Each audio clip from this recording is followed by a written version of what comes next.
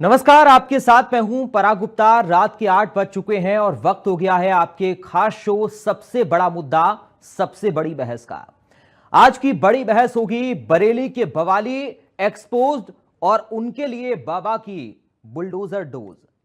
आई love Mohammad विवाद को लेकर बरेली में भड़की हिंसा के बाद पुलिस और योगी सरकार पूरी तरह एक्शन मोड में है। अब तक इस मामले में पुलिस ने मौलाना तौकीर रजा समेत 55 से ज्यादा लोगों की गिरफ्तारी की है।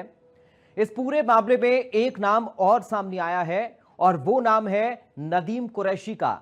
नदीम कुरैशी मौलाना तौकीर रजा का राइट हैंड है और उसके एक इशारे पर ही हजारों लोगों की भीड़ इकट्ठा हुई थी।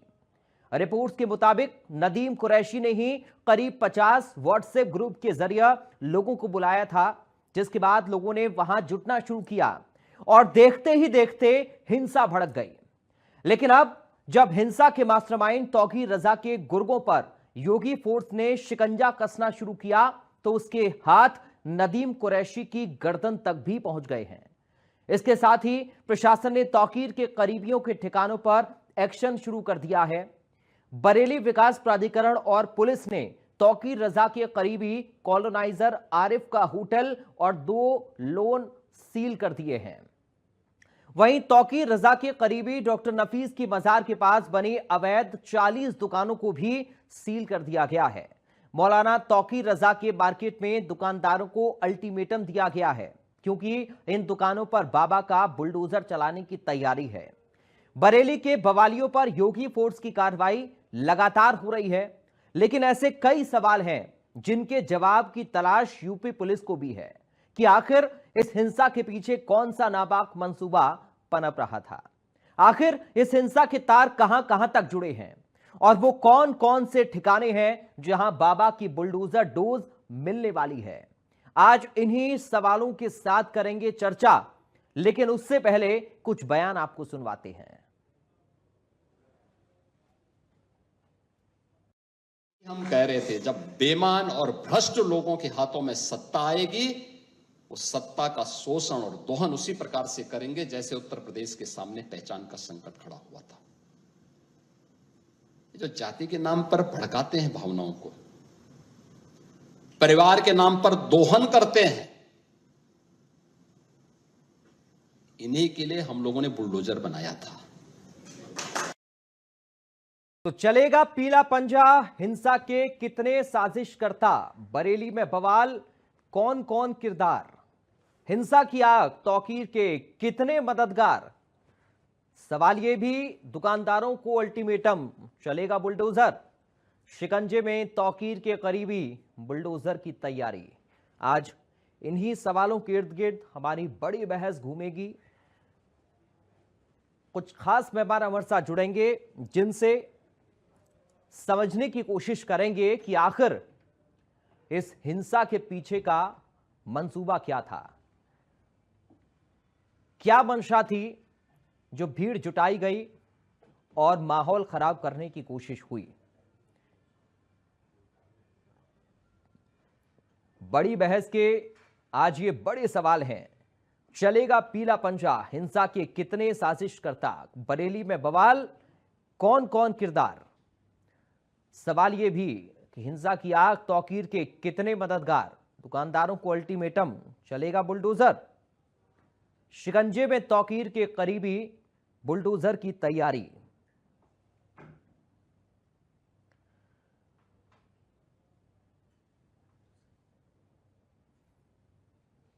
तो बरेली विकास प्राधिकरण और पुलिस ने तौकीर रजा के करीबी जिन पर शिकंजा कसना शुरू कर दिया है। मौलाना तौकीर रजा के मार्केट में दुकानदारों को अल्टीमेटम भी दिया गया है क्योंकि यहां पर बुलडोजर कार्रवाई की तैयारी चल रही है। कई सारे सवाल इस पूरी घटना के पीछे जिनके जवाब यूपी पुलिस भी तलाश रही है कि आखिर इस हिंसा के पीछे कौन सा नापाक मंसूबा पनप रहा था, आखिर कहां तक इस हिंसा के तार जुड़े हुए हैं और वो कौन कौन से ठिकाने हैं जहां पर बाबा की बुलडोजर डोज मिलने वाली है, ये भी आज समझने की कोशिश करेंगे। इन्हीं सवालों के साथ होगी आज की बड़ी बहस।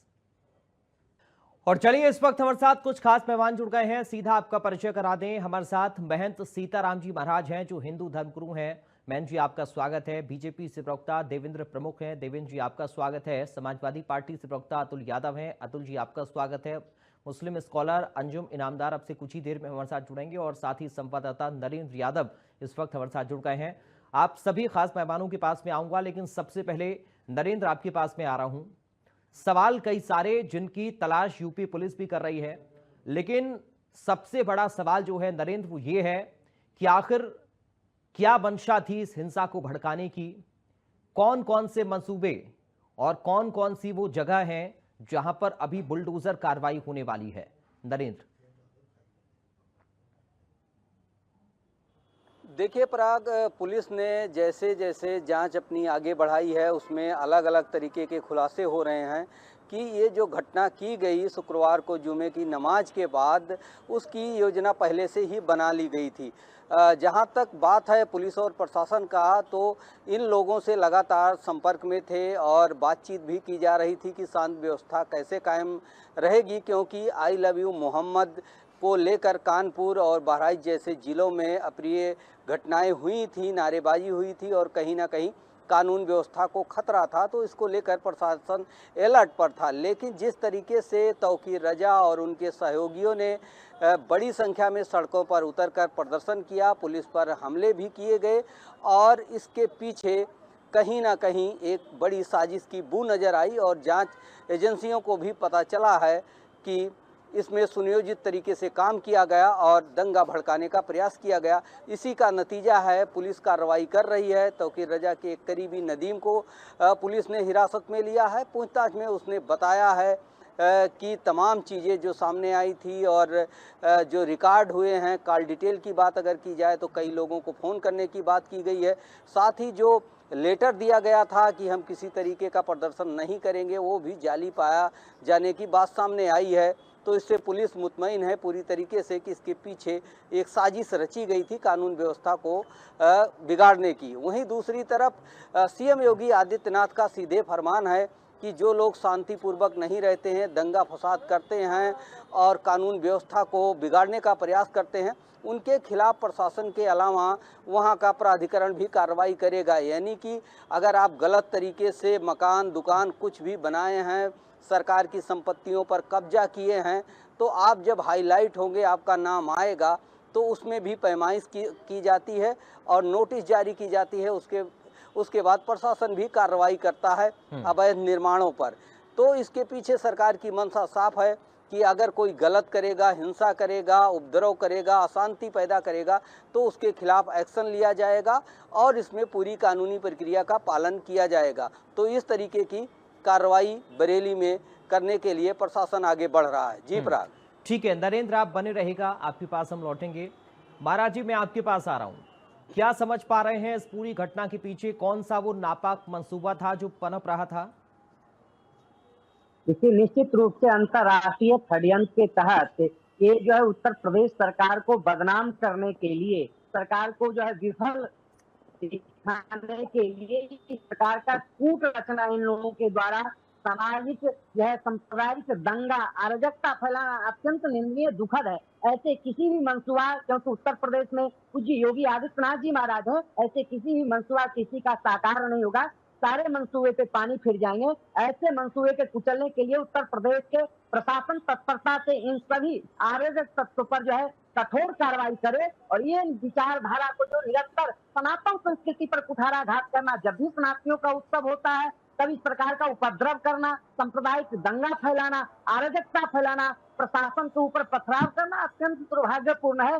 ऐसे सभी विचारधारा जो कुछ ऐसे राजनीतिक पार्टी हैं जो इनके पक्षधर हैं, इनके सपोर्ट में आके खड़े होते हैं, इन सारे मंसूबों के तहत ये लोग काम करना चाह रहे थे, तो सारे मंसूबों के ऊपर पानी फिर गया। उत्तर प्रदेश में तटस्थ सरकार है, क्योंकि वह पूर्ववर्ती सरकार नहीं है जो इस प्रकार के अराजकता तत्व को बढ़ावा देगा और कभी कतई इसको बर्दाश्त करेगा, क्योंकि उत्तर प्रदेश में यशस्वी मुख्यमंत्री जी इन सारे अराजक तत्वों पर कठोर कार्रवाई करेंगे। सबका साथ, सबका विकास, सबका विश्वास, सबका प्रयास। सबके साथ है, सबका विकास है, सबका प्रयास है, सबका जो है विश्वास है, लेकिन किसी का जो है तुष्टीकरण नहीं होगा। कोई भी अगर सांप्रदायिक दंगा करना चाहेगा, अराजकता फैलाना चाहेगा, अंतर्राष्ट्रीय षड्यंत्र और इन कुछ ओछी मानसिकता के राजनीतिक पार्टी के सह काम जो करने वाले लोग हैं, सभी को चिन्हित करके कठोर कार्रवाई करे। इनको 7 पीढ़ी याद रखे, जो इस प्रकार की अराजकता फैलाने का काम करेंगे तो 7 पीढ़ियां इनकी याद रखेगी। ठीक है देवेंद्र प्रमुख जी, ये घटना या फिर जो इसके पीछे मंसूबा पनप रहा था वो सिर्फ एक शहर तक सीमित तो लगता नहीं है सर। पराग सर, ये तो चीज क्लियर हो चुकी है कि मंसूबा क्या था। अब मंसूबा था और उसके प्रमाण मिले तभी ये लोग जेल तक गए, और जेल जाना बिगर एविडेंस के आसान नहीं है, लोकतंत्र है। अगर ये गलती ना करते तो जेल ना जाते, इनके पास सबूत, इनके खिलाफ सबूत थे, एविडेंस थे, तभी ये लोग जेल गए। और रही बात ये कभी कभार देखिए आदत में सुधार होता है। अब तौकीर रजा जो है, इस तरीके का उनका कारनामा अब से नहीं पीछे से चल रहा, विवादित मामला रहा है, बड़ी संख्या में रहा, और एक चीज के आदी हो चुके हैं लोग कि 300 से प्लस दंगे इन्होंने इस सरकार में जो हमसे पहले थी, और लगभग इतने उससे पहली में 2000 जब इनका 7 से 12 तक था बसपा सरकार में, तब भी थी ये हालतें, और फिर सपा में तो और बढ़ी हैं। ये सब समतंग 400 के करीब आगे, दंगे करो, फसाद करो, चुनाव जीतो। अब भाई पंचायत चुनाव है सिर पर, कहीं ना कहीं ये जो एक गणित होता था एमवाई का या हिंदू मुस्लिम का, उसका लाभ मिल जाता था। अब ये इंगित हमेशा भारतीय जनता पार्टी को करते हैं, जो बड़ी बात मैं आपको बता रहा हूँ। लेकिन अब इससे बड़ा तथ्यात्मक क्या होगा, मतलब शांति से सब कुछ चल रहा है, नवरात्रों का समय है, वो सबसे बड़ा सनातन का समय है, और सनातन के लिए सबसे बड़ा पूजनीय समय है, सबसे बड़ा त्योहार श्योहार पर है, तो इन्होंने सोची समझी रणनीति के तहत इस चीज को अलग से उठाया है। हम क्या मोहम्मद साहब के खिलाफ है, हम तो बहुत मोहम्मद साहब का सम्मान करते हैं। यही लोग मोहम्मद साहब को भी जो है दोषी बताते हैं। अगर इसमें मैं चर्चा करने लगूंगा तो फिर बड़ी ये डिबेट घूम जाएगी कि आपके अंदर जो दो समुदाय किस तरीके की लड़ाई है, कुछ लोग मानते, कुछ नहीं मानते। अब ये आपका अंदर का मामला, उस पर मैं जाना नहीं चाहता, लेकिन मैं ये कहता हूं कि भारत में कानून का राज है, और उत्तर प्रदेश में ऐसा राज है कि जिसमें पूरे दुनिया में मिसाल चलती है। बुलडोजर की बात बाबा साहब खुलकर कह रहे हैं कि माननीय मुख्यमंत्री जी ने एक बुलडोजर हमने क्यों बनाया, बड़ी बात यह है। और महाराज जी जो कहते हैं वो जरूर करते हैं, उससे चूकते नहीं है। तो मैं इसमें तौकीर के लिए भी कह रहा हूं, रजा साहब आप भी सुधर जाइए, और जो पिछले लोगों की स्थिति है जो खराब है, जो उन्होंने आदत में शुमार कर रखी है या लाभ लिए हैं पिछली सरकारों में, भूल जाइए। आप जैसा व्यक्ति एक प्रदेश को बैठ के, जैसे पश्चिमी उत्तर प्रदेश से कव्वाल हुआ था मुजफ्फरनगर जिले से, और पूरा प्रदेश जल गया था, ये अब संभव नहीं है। आप रणनीति बनाते उससे पहले 12 घंटे पहले, 24 घंटे पहले ये बाबा जी के पास पहुंच जाती है। महाराज जी इस मामले में बहुत क्लियरिटी के साथ बोलते हैं। तो आप सतर्क रहिए, हाथ मत डालिए। ये राम राज्य है, ये साधु संतों का राज्य है। भगवान राम के बाद कलयुग में अगर कोई राज अब चल रहा है तो विश्व गुरु भारत में मोदी जी और योगी जी का राज है, संतों का राज है। संतों के राज में जरूर ईमानदारी से काम करना पड़ेगा, नहीं तो भावना जाकी जैसी रहेगी वैसी सजा उसे मिलेगी। इसके लिए तैयार रहिए। पराग सर, मैं यही कह रहा हूं कि अगर किसी ने अपने मन में मंसूबा पाल रखा है तो ध्यान रखिए, राम जी से ज्यादा शांति प्रिय कोई नहीं था, लेकिन निर्णय के मामले में जब बात रावण की आई तो उसे सजा मिली। कितना भी ताकतवर हो क्रिमिनल, कितना भी ताकतवर हो, देश को तोड़ने वाली शक्ति बख्शा नहीं जाएगा। ठीक है, डंके की चोट पर बोलना। ठीक है सर। अतुल यादव जी, मैं आपके पास आ रहा हूं, लेकिन उससे पहले कुछ प्रतिक्रियाएं हम एक बार सुना देते हैं। अपराध के प्रति जीरो टॉलरेंस की नीति अपना रखी है, उसका नज़ारा यहाँ पर पुलिस ने प्रस्तुत किया है। और कोई भी व्यक्ति अगर इस प्रकार से कानून व्यवस्था को अपने हाथ में लेने को कोशिश करेगा तो निश्चित रूप से उसके खिलाफ सख्त कार्रवाई की जाएगी। तरीके से बुलडोजर वहीं पहुँचता है जहाँ कोई अनियमितता होती, गड़बड़ी होती है, और जहाँ जहाँ अनियमितता गड़बड़ियाँ हुई होगी तो निश्चित रूप से बुलडोजर के द्वारा कार्रवाई करके उसको दुरुस्त किया जाएगा। उनके बिल्डिंग का नक्शा जिसने नहीं सही बनाया है, गड़बड़ अवैध कब्जा किए हैं, बहुत समाजवादी पार्टी के समय पर और बाकी सरकारों में ये लोगों ने अवैध कब्जे किए हुए थे। अब वो पता चला कि खुद ही निकल कर बाहर आ रहे हैं, तो निश्चित रूप से उनके यहाँ भी बुलडोजर भी पहुंचेगा। उसके पास से एक वायरलेस सेट भी बरामद किया गया है, उसको आज जेल भेजा जा रहा है। 28 अन्य अभियुक्त जो इस घटना में शामिल थे, बारादरी और कोतवाली की टीमों के दौरान को गिरफ्तार किया गया, इनको भी जेल भेजा जा रहा है। टोटल 56 गिरफ्तारियां, मैं नदीम खान जो है उनके साथ टोटल 56 गिरफ्तारियां अब तक हो चुकी हैं। इन्होंने पूछताछ में ये बात क्लियर की है कि इसके द्वारा ही सिग्नेचर किए गए थे अपील पे, इसके और डॉक्टर नफीस के द्वारा सिग्नेचर किए गए थे, और उसके 2 घंटे बाद इसके द्वारा ही जो आईएमसी के लोकल व्हाट्सएप ग्रुप्स हैं उसमें ये डाला गया था कि ये सिग्नेचर इसके नहीं है और ये फर्जी अपील है और आपको अधिक से अधिक संख्या में इकट्ठा। जो तौकीर राजा है उनके साथ ये एक मोहम्मद आरिफ खान जो जिसने उनके साथ मिलकर इसमें पार्टी था, उनका 3 प्रॉपर्टी को हम लोग आज सीलिंग का कार्रवाई किया है। एक फार्म लैंड है, फ्लोरा गार्डन, दोनों बारात घर है, एंड एक होटल स्काईलार्क है। तीनों आज हम लोग सील कर दिया गया है। इसके अलावा अन्य जो भी आरोपी है उन लोगों का संपत्तियों को भी हम लोग स्टडी करवा रहा है। जो भी वायलेशंस है, जो अब आज का सीलिंग हुआ है, वो सारा नक्शा का विपरीत बिल्डिंग बनाने का। चलिए, अतुल यादव जी, क्या समझ पा रहे हैं सर इस पूरी घटना के पीछे आप? समाजवादी पार्टी कैसे देख रही है इस पूरी घटना को, बरेली में जो हुआ?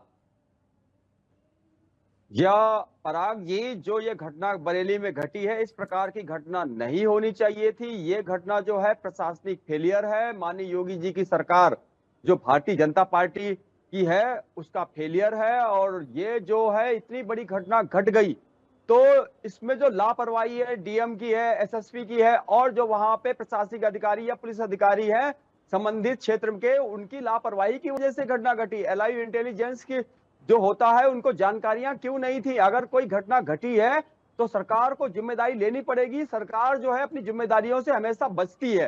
भारतीय जनता पार्टी की सरकार है, भारतीय जनता पार्टी की सरकार की जो ये सबसे बड़ी विफलता है।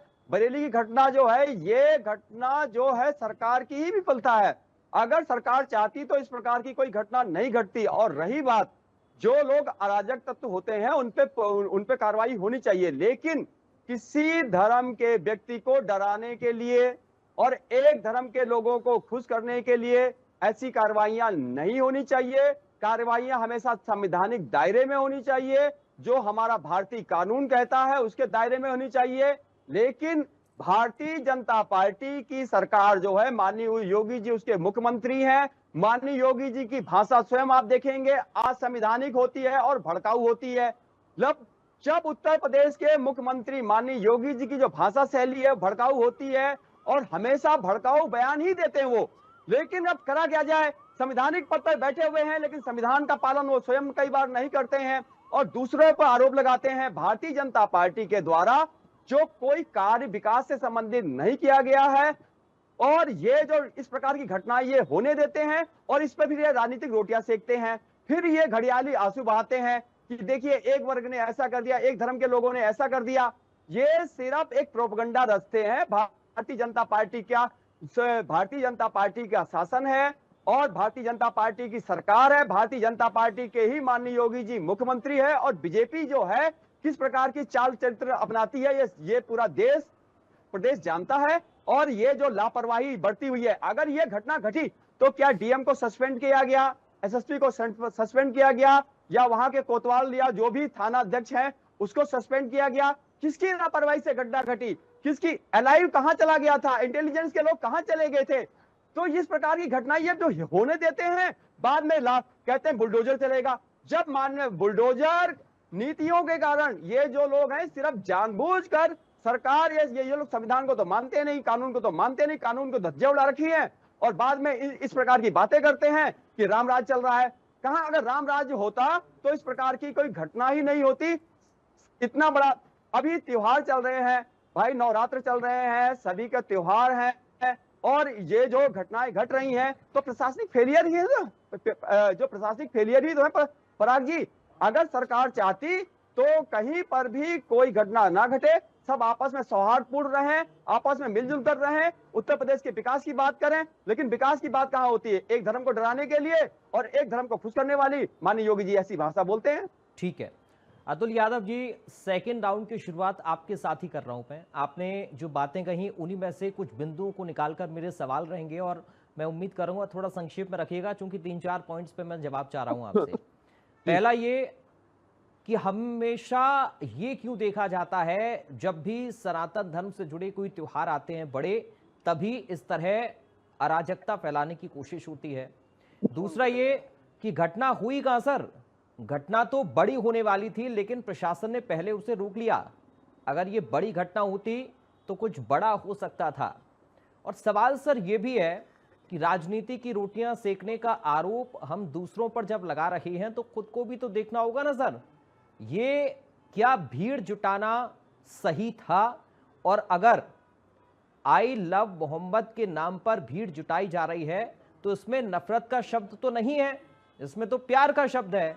और अगर प्यार के शब्द पर आप नफरत का बीज बो रहे हैं, व्हाट्सएप ग्रुप के जरिए लोगों को इकट्ठा कर रहे हैं, आप भड़काकर भीड़ को यह बताने की कोशिश कर रहे हैं कि आपके खिलाफ शासन प्रशासन है, तो क्या यह सही हुआ? हमारे साथी जो भारतीय जनता पार्टी के प्रवक्ता बैठे हैं देवेंद्र प्रमुख जी, और वो बागपत से आते हैं, गुर्जर समाज से आते हैं और हमसे वरिष्ठ भी हैं, और उन्होंने भी अपनी बात रखी। चलो आपने सेकंड राउंड में मेरे से पूछा, मैं इसका जवाब दे रहा हूं। सत्ता जब होती है तो उसका चलाने की जिम्मेदारी भी मुख्यमंत्री की होती है, और मुख्यमंत्री की जिम्मेदारी होती है कि सभी धर्मों का समान रूप से आदर हो, समान रूप से लोगों का विश्वास जीता जाए। और अगर प्रशासनिक इकाई यानी कि जिला प्रशासन, पुलिस प्रशासन जो है उसकी यानी कि सीधे जिम्मेदारी डीएम और एसएसपी की बनती है। अब डीएम और एसएसपी के पास जब जानकारियां थी, किसी के द्वारा कोई भीड़ एकत्रित करने के लिए आह्वान किया गया था, तो वहां पर एलआईयू, इंटेलिजेंस और ये सब व्यवस्थाएं होती हैं, तो उन चीजों को टाला जा सकता था, लोगों से बात करी जा सकती थी, गणमान्य लोगों से बात करी जाती थी। अतुल यादव जी, लगातार पुलिसकर्मी तो समझा ही रहे थे ना, और एसपी क्राइम से झड़प क्यों हुई, क्यों नोकझोंक हुई? क्योंकि वो ये कह रहे थे कि आप लोग भीड़ इकट्ठा मत करिए, लेकिन भीड़ क्या कह रही थी? नहीं साहब, हम तो हिंसा करेंगे, हम तो दंगा भड़काएंगे। देखिए, और आप एक तरफा होकर इनकी तरफदारी कर रहे हैं, जो लोग प्रशासन के ऊपर पत्थर मार रहे हैं, गोली चला रहे हैं।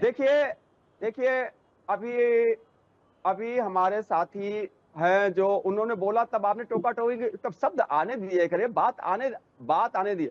देखिए, किसी जो कानून को हाथ में लेता है उसका कोई भी समर्थन नहीं करता है, लेकिन मैंने क्या कहा, इस प्रकार की घटना नहीं होनी चाहिए। अतुल यादव जी, एक बेसिक सा सवाल है, भीड़ क्यों जुटाई गई? तो एक चीज सुनिएगा पराग जी, मेरे द्वारा क्या कहा गया? मेरे द्वारा कहा गया कि इस प्रकार की जब घटना नहीं घटनी चाहिए थी, अगर वहां पर किसी के द्वारा भीड़ बुलाने का आह्वान किया गया था, तो उस संदर्भ में जिला प्रशासन है, पुलिस प्रशासन है, एलआईयू इंटेलिजेंस है, अगर वहां पर रोका जा सकता था, अतिरिक्त पुलिस की तैनाती करी जा सकती थी, व्यवस्थाएं बनाई जा सकती थी, लेकिन भारतीय जनता पार्टी की सरकार के द्वारा ऐसा किया जाने दिया, प्रशासन के द्वारा ऐसा किया जाने दिया। बाद में जब भीड़ इकट्ठा हो गई, अगर जो सुनने में आया कि वहां पे 95% लोग नमाज पढ़ के वापस चले गए, लेकिन 5% के द्वारा ऐसी कैसी क्या घटना घट गई कि समझ में नहीं आ रहा। लेकिन ये सब जो चीजें हैं, ये जानबूझकर भारतीय जनता पार्टी की सरकार। चलिए, मैं इसका जवाब देवेंद्र जी से ही लेता हूं। ठीक है, मैं इसका जवाब देवेंद्र जी से लेता हूं। हमारे साथ शोएब सिद्दीकी साहब जुड़ गए हैं, मुस्लिम स्कॉलर हैं। शोएब साहब, आपका बहुत स्वागत है, मैं आपके पास आऊंगा। लेकिन देवेंद्र जी, सवाल ये कि ये क्या भीड़ आपको 5% की नजर आ रही थी? और दूसरा सवाल जो आपके ऊपर दागा है अतुल यादव जी ने, कि आप लोगों ने भीड़ इकट्ठा होने दी ताकि हिंदू मुसलमान हो सके, क्या ये आरोप जो अतुल यादव जी लगा रहे हैं ये सही है? देखिए पराग सर, आरोप जो तथ्य के साथ लगे तो उन्हें स्वीकार करना चाहिए, और अगर तथ्य नहीं है तो फिर उसका जवाब देना चाहिए। मैं एक चीज और क्लियर करता हूं, मैं हमेशा स्पष्ट बोलता हूं कि मैंने जो पीछे जिक्र किया आपको कि 300 प्लस सरकार में एक में दंगे थे, 400 प्लस 2012-17 में हिंदू मुसलमान के दंगे थे, और यहाँ आप जो है आप 17 के बाद उत्तर प्रदेश से देख लीजिए, 14 के बाद देश को देख लीजिए और तुलना कर लीजिए। जब तुलनात्मक बात आएगी तो फिर इनमें सत्य या झूठ जो है बोलने की हमको जरूरत नहीं पड़ेगी, कभी प्रत्यक्ष को प्रमाण की जरूरत नहीं होती है। और मैं यही कह रहा हूं, आपको डंके की चोट पर कह रहा हूं कि पहले प्रशासन में और अब के महाराज जी के प्रशासन में, जो मैं बार बार माननीय मुख्यमंत्री जी की बात कर रहा हूं, मैं माननीय प्रधानमंत्री जी की बात कर रहा हूं, कि यही अंतर है कि घटना होने से पहले, 24 घंटे पहले आज की सरकारों को ये पता लग जाती है कि कौन सी साजिशें कहाँ चल रही हैं। तो तब की पहली सरकारों देवेंद्र में जी ये घटना रोकी क्यों नहीं गई? देवेंद्र जी देखिए, आप हमसे वरिष्ठ भी हैं, आयु में नहीं, वरिष्ठ हैं, रोक तो ये दिया घटना क्यों नहीं रोकी? अतुल सर, हमने रोक दिया। देखिए नहीं नहीं रोक नहीं दिया, देवेंद्र तभी जी तो नहीं जल पाया स्वीकार कीजिए, प्रदेश। देवेंद्र जी नहीं, स्वीकार घटना- कीजिए कि ये घटना प्रशासनिक फेलियर है। नहीं, घटना मुजफ्फरनगर में आपके कार्यकाल में कव्वाल हुआ था, नहीं, और जब जब आपने वो हो कहा कि गई थी हमें तो घटना आपके पता चल जाती है, मंत्रियों ने घटना के विषय में 24 उसको घंटे पता इतनी चल जाता है। तरीके देखिए, से आपके निभाया शब्द था है कि आज देवेंद्र तक जी, ये भुगतना पड़ आपके रहा शब्द है। हैं कि हमें घटना के विषय में 24 घंटे पहले पता चल जाता है। जब आपको 24 घंटे पहले पता चल गया था, अरे तो इस घटना को क्यों नहीं रोका गया? ये रोक आपके दी, शब्द हैं। मैं वही कह रहा हूँ बार बार, अतुल हाँ। जी, वो रोक दी है, वो साजिश रोक दी है। हेलो। वो कव्वाल, वो परदेश, वो 400 दंगे नहीं होते। हमें ये आभास होने के तुरंत देवेंद्र बाद जी, हम देवेंद्र जी, उसी ये समय आपकी कार्रवाई सरकार का शुरू करते प्रशासनिक हैं। फेलियर है, यही और ये परिणाम मिला शासन का है उस फेलियर शुरू है। की कार्रवाई का कि माननीय योगी सौतेक जी का प्रजा फेलियर है जैसे ये। लोग और उनके साथी जेल में है और उनकी तैयारियां धरी रह गई हैं। ये प्रदेश ऐसे जलता था जैसे आप लोग जलाते थे, आज जलता नहीं है भाई। आज खड़े होकर प्रदेश को पूरा विश्वास जो है। आपकी आज सरकार का लंगड़ा प्रशासनिक ऑपरेशन फेलियर चलता है, और आज जानबूझ बुलडोजर कर ऑपरेशन कराई हुई चलता है, घटना है, आज और ये क्राइम को सब खत्म होने करने दिया के गया। लिए ऑपरेशन आपके चलता सत्ता है, शासन में ये जब सब क्राइम कराया को जा रहा है और जोड़ने होने के लिए दिया गया, ऑपरेशन चलता था। जिससे नहीं जनता नहीं नहीं नहीं अतुल जी, आप बीच में डिफेंड कर रहे हैं, लेकिन वो तथ्य के साथ नहीं कर पा रहे। मैं आपको एक चीज का तथ्य दे रहा हूँ, देखिए, मैं आपको एक हमारे चीज यहाँ का ऐसी एविडेंस कोई दे रहा घटना हूँ। नहीं घटी। मैं जब डंके भी की कोई चोट घटना पर हुई, आपको बता रहा हमने हूँ प्रशासनिक कि आपकी अधिकारियों पर, सरकारों में और पुलिस हमारी अधिकारियों पर सरकारों में कार्रवाई क्या की। क्या अंतर है? आपकी सरकार में कभी भी पुलिस अधिकारियों पर, प्रशासनिक अधिकारियों पर देवेंद्र जी कभी ठीक है। कार्रवाई नहीं होती है। ठीक है, ठीक है, हमारे यहाँ कार्रवाई नहीं, हम सीधा लंगड़ा ऑपरेशन करते हैं सर। ठीक है। चलिए, हम जड़ से मिटाने का काम मैं करते लौटूंगा हैं। आप दोनों के पास, मैं हम लौटूंगा। बीमारी का आयुर्वेद की दवाई ठीक है। से ज्यादा इलाज ठीक है। करते हैं, एलोपैथिक से कम करते हैं, थोड़ा सा ठीक है, फर्क है। ठीक है, मैं आप हमारी दोनों के सरकार में पास आऊंगा। आध्यात्मिकता का मिशन है, इसलिए जो है हम जो है आयुर्वेद का बहुत यूज कर रहे हैं इस समय में, और आयुर्वेद की जरूरत है इस देश को। ठीक है, मैं आप दोनों के पास लौटूंगा। शोएब सिद्दीकी के पास साहब के पास हम चल रहे हैं। सिद्दीकी साहब, क्या नापाक मंसूबा नजर आता है आपको इस पूरे बवाल के पीछे जो करने की कोशिश की जा रही थी? देखिए सर, ऐसा है, ये मामला जो था कानपुर से उठा था, और कानपुर से उठते उठते आप देखिए पूरे इंडिया में फैल गया। उसके बाद मैं समझता हूँ कई मुल्कों में भी चर्चा चल रही है। देखिए, मैं बोल लूँ, बीच में बात मुकम्मल नहीं हो पाएगी। और वहाँ जैसे एक समुदाय पे इल्जाम लगाया जा रहा था कि आइलम मोहम्मद पर एफआईआर हुई है, जबकि ऐसा नहीं था। प्रशासन ने जो बात अपनी मंजरेआम पर आकर ये कही कि भीड़ इतनी इकट्ठा हो गई थी, इसमें नारे हो रहे थे और कुछ घटना संघटित न हो जाती, जब रोका गया तो उसमें कुछ बात बढ़ी तो एफआईआर लिखी। तो कई डिबेटों पे आपने भी बात कही और कई हमारे मेहमानों ने बात कही कि आइलम मोहम्मद से मतलब नहीं था, वो कोई कह सकता, उनका भी अधिकार है, तो वो तो डिबेट अलग किनारे हट गई। जबकि यहाँ पे आप अगर अक्सर ये देखिए, जो बरेली में घटना हुई है, तौकीर रजा साहब अक्सर अपने बयान से जाने जाते हैं, तो उनको इस तरह के बयान से बचना चाहिए। अब आप देखिए वहाँ पे जो मामला हुआ, लेकिन एक चीज मैं बताता हूँ, जो सराफू, देखिए हमारा जुमा जो होता है वो हफ्ते गीत कहलाता है, और जुमे के दिन अक्सर जो वो लोग नमाज पढ़ते हैं जो शायद नमाज भी नहीं पढ़ते हो या फिर जुमा पढ़ते हो, जुमे के दिन भीड़ ज्यादा होती है। तो यहाँ पे कहीं ना कहीं प्रशासन की चूंकि तौकीर रजा चूंकि जज्बाती आदमी है और वो हमेशा इस तरह बयान देते हैं, उनको बयान से बचना चाहिए। मैंने हमेशा बात कही, अभी भी कह रहा हूँ, इस तरह बयान देना चाहिए। उस बयान से हमेशा हर समुदाय के लोगों को, लीडर को गुरेज करना चाहिए, जिससे आवाम को बाद में दिक्कतों का सामना करना पड़ता है। उन्होंने ये बात कही थी कि मैं घेराव करूंगा वगैरह वगैरह, तो यहाँ प्रशासन से कहीं ना कहीं चूक हो गई। प्रशासन को उससे पहले अलर्ट हो जाना चाहिए था।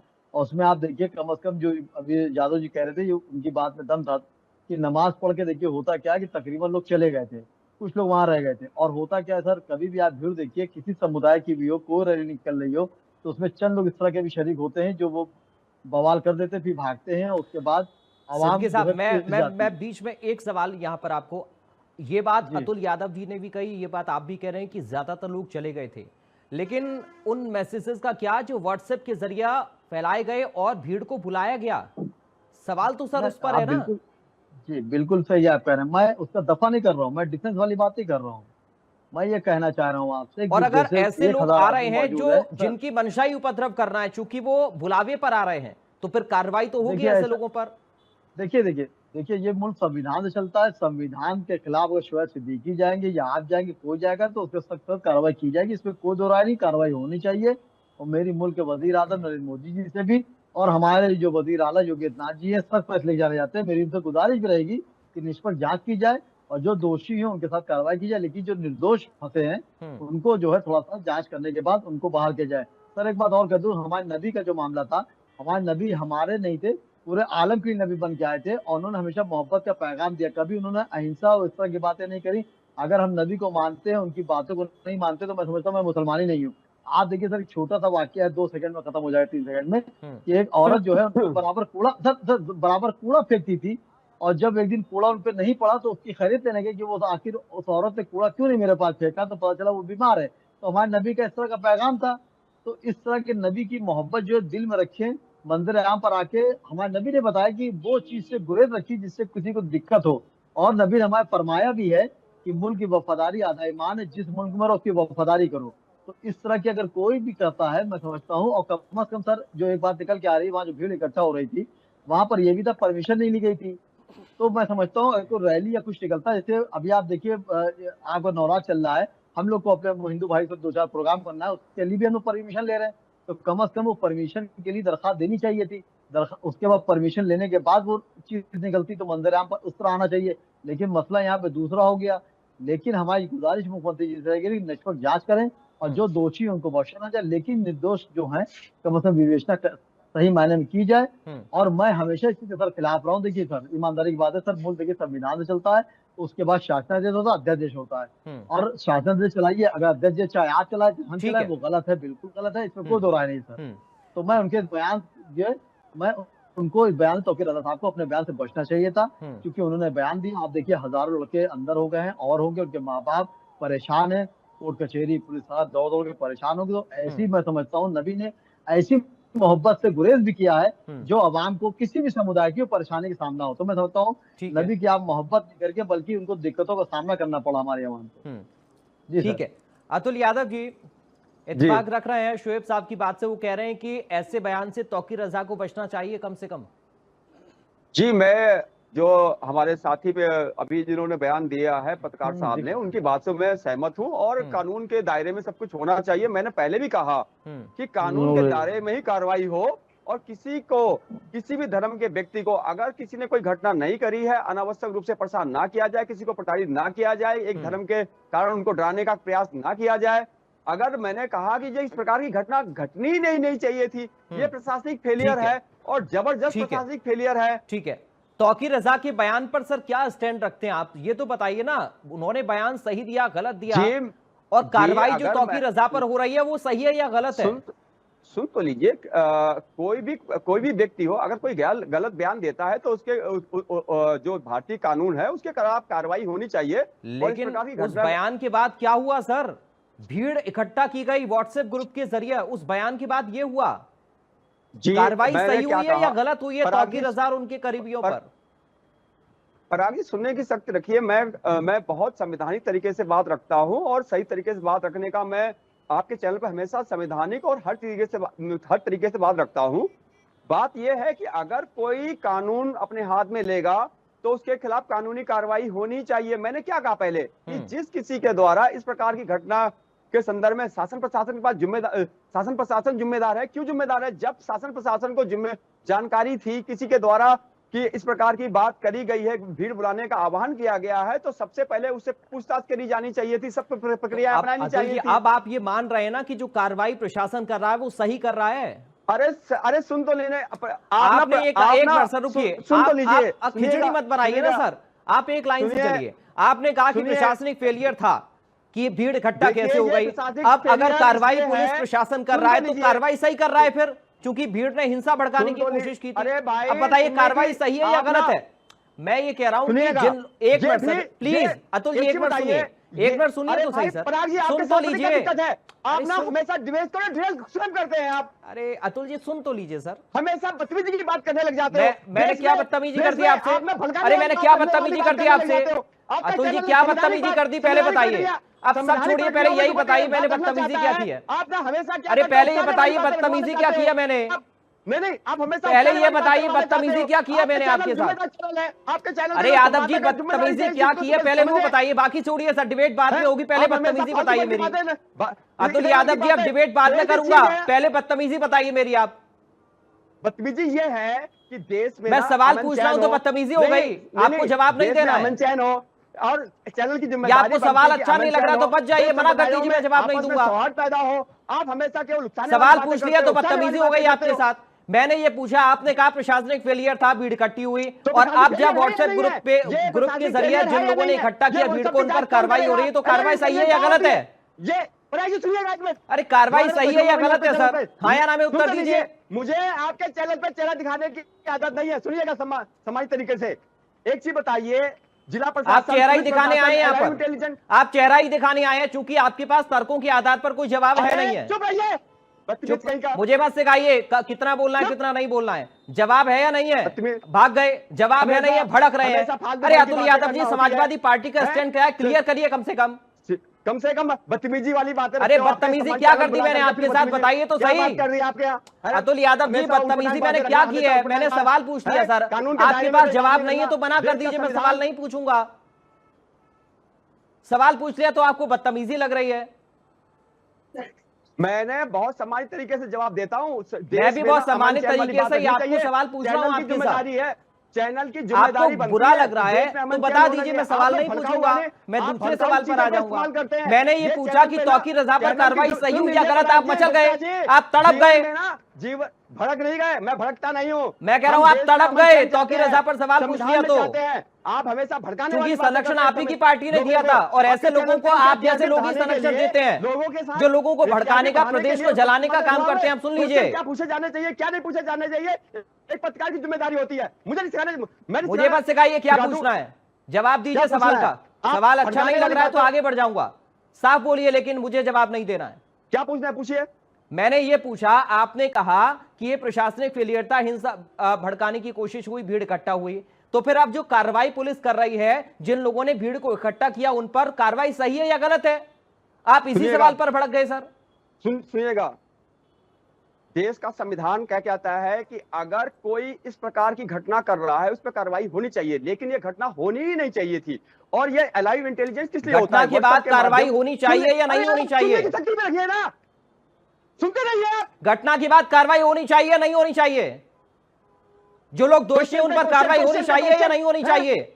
पूछने एक जवाब नहीं आता, दूसरा क्वेश्चन दाग देते हो। आप सीधा जवाब दीजिए ना, जलेबी मत बनाइए, जैसे आप ही सबसे बड़े एंकर हो रहे हो। जलेबी मत बनाइए, सीधा जवाब दीजिए अगर है तो। फालतू फंड की बातें करने मैंने के बजाय पूछा दो लोगों कि को आरोपियों पर लड़वाने के लिए, कार्रवाई दो होनी लोगों को चाहिए या लड़वाने के नहीं, लिए, दंगाइयों पर कार्रवाई होनी चाहिए या नहीं, बवालियों पर कार्रवाई होनी चाहिए या नहीं, उपद्रवियों पर कार्रवाई होनी चाहिए या नहीं? आपके पास जवाब नहीं है सीधा।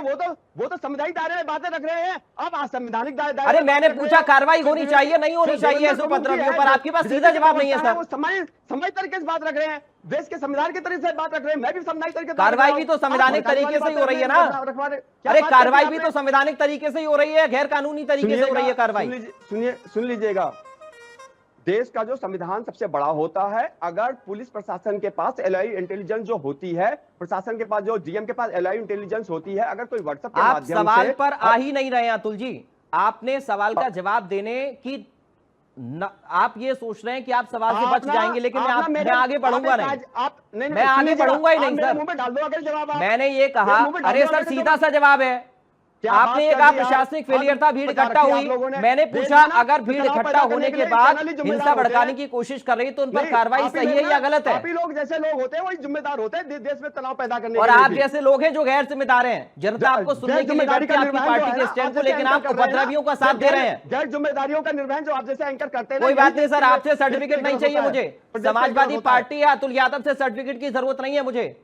अगर आपके पास जवाब नहीं है तो मना कर दीजिए, ऐसे दंगाइयों का समर्थन तो मत करिए कम से कम। रुक जाइए, अब बहुत समय खराब कर लिया आपने। महाराज जी क्या इत्तेफाक रख रहे हैं अतुल यादव जी की बात से आप? अतुल यादव जी का बात निराधार है, निरर्थक है। आप देख सकते हैं, इन्होंने कहा कि एक मजहब एक संप्रदाय को पालित पोषित करने वाला वह समाजवादी पार्टी है, जो एक विशेष वर्ग की बात करता है। भारतीय जनता पार्टी वह सबका विकास, सबका विश्वास, सबका प्रयास की बात करता है। वह किसी की तुष्टिकरण कदापि बर्दाश्त नहीं करेगा। वह संप्रदाय राजनीति दिया है के हरकत करने वाले, अराजकता फैलाने वाले ऊपर इनको पीड़ा होता है। क्योंकि एक वोट बैंक की सराहना के लिए इस प्रकार की मात्रा रखते हैं। निरंतर के निराधार है, इस प्रकार की भावना नहीं रखनी चाहिए। योगी जी के सरकार में किसी के साथ अनजाति नहीं हो सकता, सबका साथ है, सबका ही साथ है, मगर किसी का तुष्टिकरण नहीं। अगर कोई अराजकता फैलाने का काम करेगा, कोई सांप्रदायिक दंगा फैलाने का काम करेगा, कोई भी अगर अमन चैन पर कठोर कुठाराघात करता है तो उसे कतई बर्दाश्त नहीं किया जाएगा। ऐसे तौकीर आजाद के जैसे लोगों के ऊपर तो तत्काल बुलडोजर चलना चाहिए, उसको ठीक कर देना चाहिए। ऐसे लोगों को समाज में रहने का कोई सकता नहीं। इस प्रकार से समाज की यह भावनाओं के साथ चलना, अभी शारदीय नवरात्रों का उत्सव चल रहा है, इस उत्सव में सभी जो है भगवान की आराधना में लगे हैं। इस प्रकार की सामाजिक यह दंगों के साथ जो है प्रदेश को जलाना चाहता है, प्रदेश को जो तबाह करना चाहता है, ठीक है, उनका रखता है। ठीक है, ऐसे लोगों के ऊपर कठोर कार्रवाई होगी तो किया क्यों होता है? ठीक है, तो क्या कारण है? ये लोग गुंडे को पालन पोषित करते हैं, आतंकवादी को बढ़ावा देते हैं।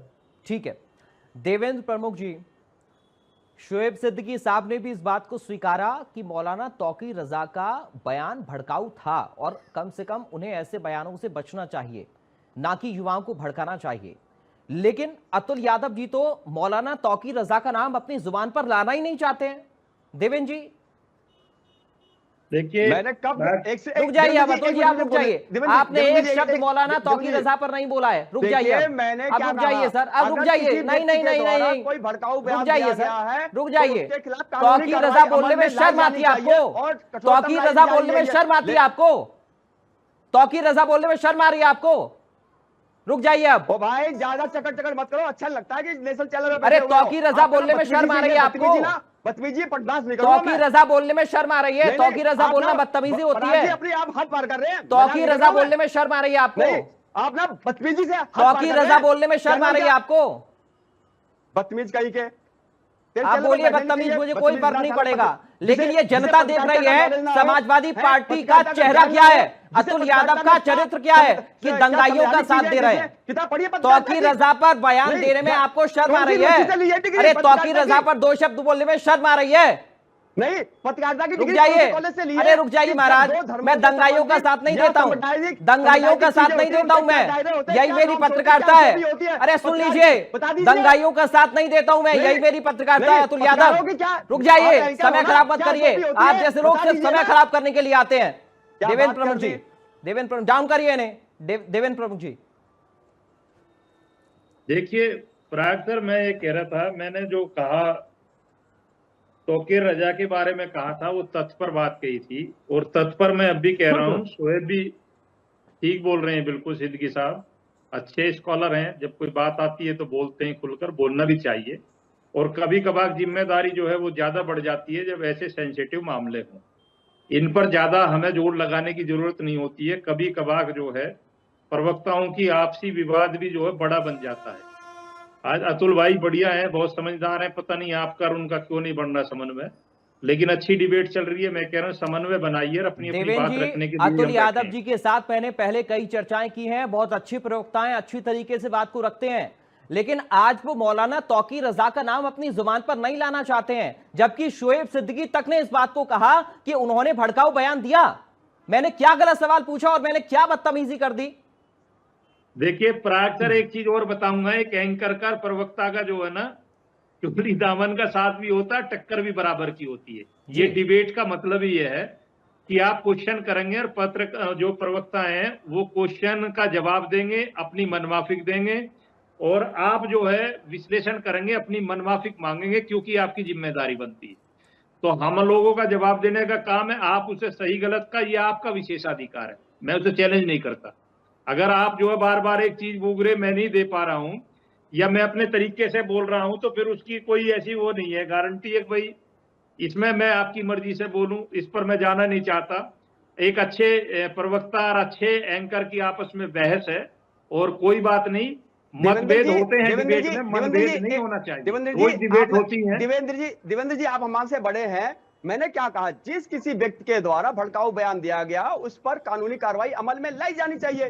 तो साफ शब्दों में मैंने बोला, देवेंद्र जी, आप हमारे साथी ठीक है प्रवक्ता सर, हैं। चलिए तो मैं आप अतुल जी, भारतीय आपकी जनता बात पार्टी मैंने से मान ली, हैं। आपकी बात मैंने सुनिए, स्वीकार कर तो ली। मैंने कानूनी दायरे में ठीक है, बात तो रखा, ठीक है अतुल संवैधानिक जी, दायरे में बात रखा। ठीक है, कहाँ आपकी नहीं बात रखी मैंने बात? स्वीकार कर ली और देवेंद्र जी जो कह रहे हैं उस बात को भी मैंने स्वीकार कर लिया कि आपने अपनी तरीके से जवाब दिया। अब मैं उसका कोई भी मतलब निकालूं, कुल मिलाकर अब मैं ये मतलब निकाल सकता हूं कि आप मौलाना तौकीर रजा का बयान अपनी जुबान से नहीं लेना चाहते हैं और आप मौलाना तौकीर रजा के खिलाफ एक शब्द भी बोलना नहीं चाहते हैं। बस मैं इसी अब चर्चा में आगे बढ़ रहा हूं, प्लीज आप रुक जाइए। बोला गया है, आपने कहा जिस किसी भी व्यक्ति ने, अरे मौलाना तौकीर रजा का नाम देने में क्या दिक्कत है सर आपको? बस मेरा यही सवाल है आपसे। अमल में लाई जानी चाहिए। ठीक है, चलिए रुक जाइए। नरेंद्र यादव के पास मैं चल रहा हूं, हमारे संवाददाता लगातार हमारे साथ बने हुए हैं। नरेंद्र, सवाल यह है कि अगर भीड़ को इकट्ठा किया गया और भीड़ ने हिंसा भड़काने की कोशिश की तो क्या कार्रवाई गलत हो सकती है? और दूसरा ये कि अगर ये प्रशासनिक फेलियर बताया जा रहा है तो क्या मस्जिद के अंदर लोगों को नमाज पढ़ने से जाने से रोका जाना चाहिए था? और अगर रोका जाता तो फिर ये कहा जाता कि साहब देखिए नमाज पढ़ने नहीं जाने दिया जा रहा है। नमाज पढ़ने तो एक साथ लोग आते हैं ना, तो फिर कैसे उनको रोका जा सकता था?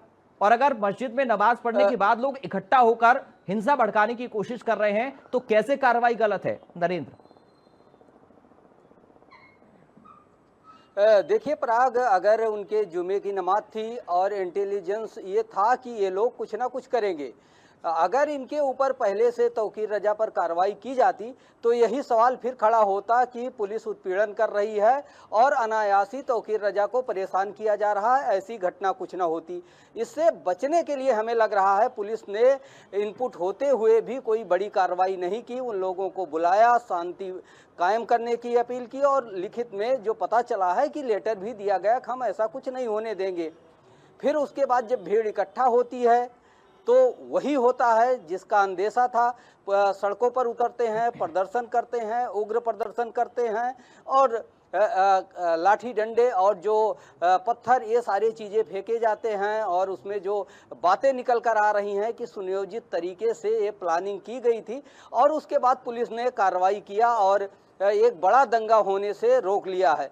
तो कहीं ना कहीं अगर प्राथमिक स्तर पर थोड़ी चूक होती है और उसके बाद बड़ी घटना को पुलिस प्रशासन रोक लेता है तो ये बड़ी बात है कि ये दंगा ज़्यादा नहीं भड़कने पाया और जिलों में इसका रिएक्शन नहीं देखने को मिला। तो इस तरीके की जो है चूक प्रशासन से हो भी सकती है क्योंकि पूरा एग्जैक्ट मामला उसको पता नहीं होता है कि अंदर में क्या हो रहा है।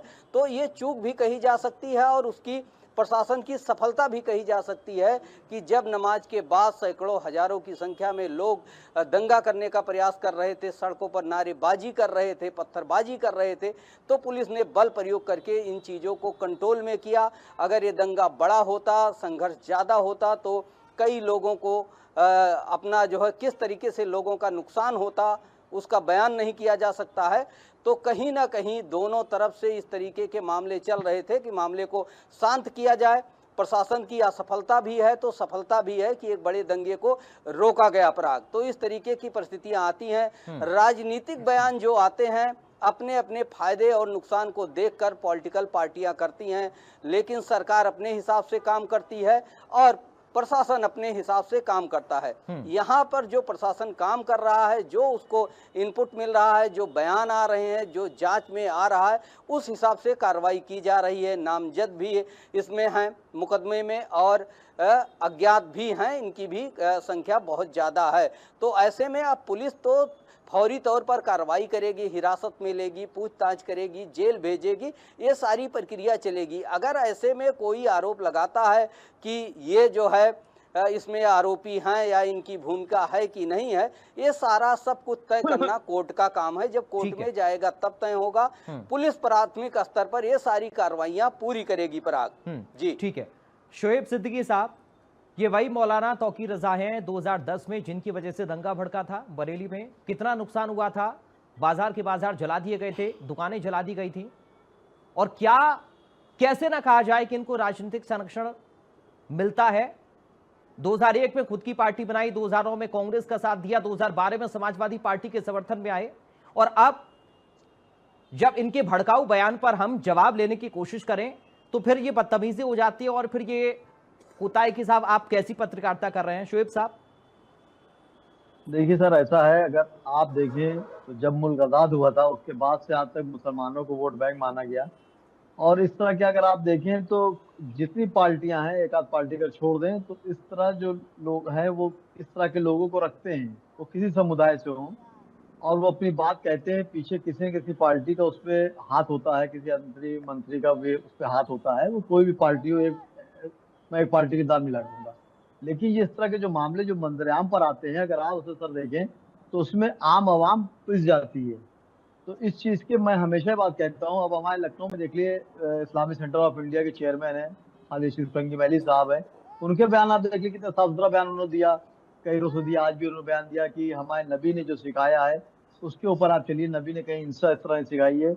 और जाहिर सी बात है, देखिए आइलम मोहम्मद जो है, जो बहुत मंजरेआम पर जब आया, तो आइलम मोहम्मद के लिए मैं समझता हूँ इसमें कोई दो राय नहीं कि दुनिया का कोई ऐसा मुसलमान नहीं है जो मोहम्मद को नहीं चाहता है, बिल्कुल चाहता है। लेकिन मुल्क संविधान से चलता, मैं फिर आपसे बात कह रहा हूँ, तौकीर रजा हो चाहे शोएब सिद्दीकी हो चाहे आप हो, कम से कम इस तरह के बयान से हमेशा बचना चाहिए। ठीक है, जिससे हम शोएब सिद्दीकी के आगे निकल जाएंगे, लेकिन आम आवाम परेशान होती है और उसके बाद आम आवाम को भुगतना पड़ता है। इसको मद्देनजर रखते हुए कभी भड़काऊ भाषण कोई भी समुदाय का हो, कोई पार्टी का हो, तो उसे बचना चाहिए, इस तरह बयान नहीं देना चाहिए। ठीक है जी अतुल यादव जी, फाइनल इलेक्शन। फिर मैं आ रहा हूँ देवेंद्र प्रमुख जी आपके पास। जी अतुल यादव जी, जी अतुल यादव जी, क्या नबी के नाम पर मोहब्बत फैलाने की कोशिश थी या नफरत बोने की कोशिश थी? किसी भी धर्म में नफरत की कोई स्थान नहीं होता है। जितने भी धर्म है सब सौहार्द सौहार्द की बात करते हैं, आपसी मेल मिलाप की बात करते हैं, कोई भी लड़ाई झगड़े की बात करता ही नहीं है। और हमारा देश तो इतना खूबसूरत है, आपस में सब मिलजुल के रहते हैं और रहना भी चाहिए। और सब अब हमारा अभी क्या हुआ, नवरात्रि चल रहे हैं, दशहरा 2 तारीख को दशहरा है, फिर दीपावली है, सब मिल करके अपने अपने त्योहार को मनाएं। और हमारी शुभकामनाएं हैं, सब मिलकर के आपस में सौहार्दपूर्ण रहें और देश के लिए प्रदेश की तरक्की की सोचें और सब आपस में मिलकर रहें। इस प्रकार की घटनाएं नहीं होनी चाहिए देश में, प्रदेश में। ठीक है देवेंद्र प्रमुख जी, सवाल यहां पर यह भी है कि ऐसे अराजक तत्वों का जमावड़ा लग कैसे जाता है, और अगर लग जाता है तो कार्रवाई इतनी मुकम्मल क्यों नहीं होती कि आगे भी इन लोगों की हिम्मत होती है? पराग सर, ये बहुत शानदार क्वेश्चन है आपका, मजबूत क्वेश्चन है कि ये ऐसे कैसे होता है। फिर कार्रवाई की जो बात है, इसमें एक टर्निंग पॉइंट यही है। मैं आपको यही कहूंगा कि तथ्यात्मक जब बात आ रही है, जब उस पर मैं बोल रहा हूँ और आपको सफाई भी दे रहा हूँ कि पहले ये घटनाएं होती थी, अब से कई गुना ज्यादा होती थी। जितनी आज होती हैं उससे कई गुना ज्यादा होती थी, कार्रवाई नहीं होती थी। आज ये घटनाएं घटती हैं, होती हैं और बड़ी कार्रवाई होती है, मिसाल के तौर पर होती है। मैं फिर कहता हूं कि हमारी सरकार ने कई ऐसी घटना जिस पर हमें बहस भी करनी, जवाब देने पड़ते हैं कि भाई जो आती है लंगड़ा ऑपरेशन, गोली शूट क्रिमिनल को लगने की, ये हो रहा है, या बिल्डोजर की। मैं ये कहता हूं हमेशा तथ्य के साथ, अगर सरकार गलत करती है, प्रशासन गलत करता है, तो उसका कोई भी एविडेंस हो, कोई आपका क्रिमिनल ना मरा हो, सीधा आदमी ऐसा हो जिसको गोली लगी हो, जिस पर मुकदमे नहीं है, तो आइए ना आप अदालत में। ठीक है, आपकी सरकारों में एनकाउंटर होते थे, जातियां देखकर होते थे, विधायकों के एनकाउंटर ही कहूंगा जब क्रिमिनल करते थे, नेता करते थे। भाई एक विधायक का मर्डर हो रहा है और उसे करने वाला भी विधायक और एमपी है, तो उसे आप कौन सा नाम दोगे? तो ये सब चीजें जो होती थी पराग सर, लेकिन अब जड़ से खत्म करने का काम किया गया है। आज नया उत्तर प्रदेश है, नया भारत है, आज बदलता भारत है, विकसित भारत की बात कर रहे हैं, जीडीपी में इकोनॉमी की बात कर रहे हैं, 3रे नंबर की अर्थव्यवस्था की बात कर रहे हैं, दुनिया के आंख में आंख बात कर रहे हैं, घेट में हाथ देकर अमेरिका हो या कोई और कंट्री हो जो गलत काम करते हैं उन्हें जवाब दे रही है। चाहे वो सिंदूर ऑपरेशन हो या तुर्की को दिया जवाब हो या रात के क्रिकेट मैच के उम्मीद यही रहेगी सर, उम्मीद यही रहेगी इस बार भी उपद्रवियों को ऐसा जवाब मिलना चाहिए कि आगे हिमाकत ना करें, क्योंकि ये सिर्फ राजनीति का सवाल नहीं है, इससे आम जनता प्रभावित होती है। व्यापार कितना प्रभावित हुआ है बरेली का, जो व्यापारियों की रिएक्शन सामने आ रहे हैं, वो ये कह रहे हैं कि लोग हमको माल नहीं दे रहे हैं। क्यों? क्योंकि वो ये कह रहे हैं कि आपके यहां तो कभी भी हिंसा होगी तो फिर आप पैसा अटका देंगे। इस तरह की रिएक्शन व्यापारियों के भी आ रहे हैं, तो इससे अर्थव्यवस्था पर भी चोट पड़ती है। बहुत शुक्रिया देवेंद्र प्रमुख जी आपका, मैन जी आपका, अतुल जी आपका और नरेंद्र आपका बहुत शुक्रिया तमाम जानकारी और बातचीत के लिए। शोएब सिद्दीकी साहब आपका बहुत शुक्रिया। फिलहाल बड़ी बहस से मुझे दीजिए इजाजत, बाकी खबरों के लिए आप बने रहिए नमस्कार।